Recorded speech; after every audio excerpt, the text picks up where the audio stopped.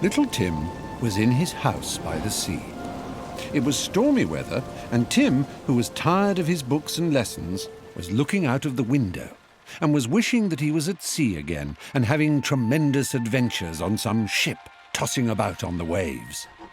But Tim had promised his parents to stay at home and work hard, and a promise like this has to be kept.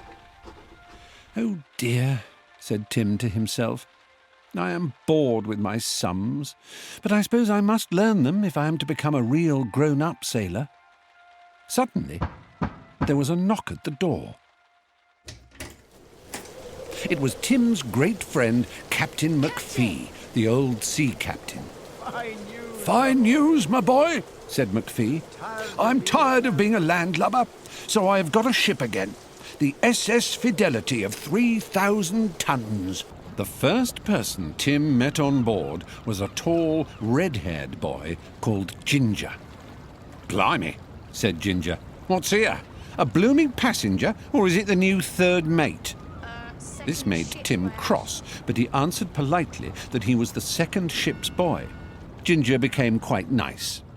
He showed Tim the cabin they were to share and took him to see the boatswain. When the weather was fine and he had no duties to do, he would sit on deck in some sunny spot and study hard.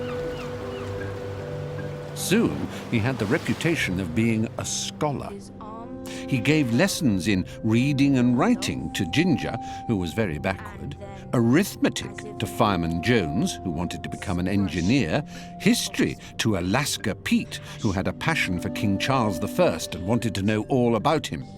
In the evening, Tim wrote letters for old Joe the cook, who could not read or write at all. Ginger, I am sorry to say, was a lazy and mischievous boy.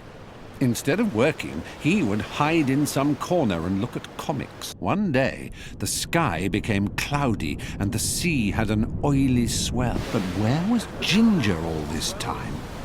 Tim had tried hard to make him come below, but he just would not. Finally, orders or no orders, he decided to go to him once more and try and persuade him to come down. Tim waited for a moment until he thought it was a little calmer, then he dashed across the deck. But halfway there, a tremendous wave rushed down upon him. He leapt for the rigging and then looked round. There was no boat, no Ginger, and no cat.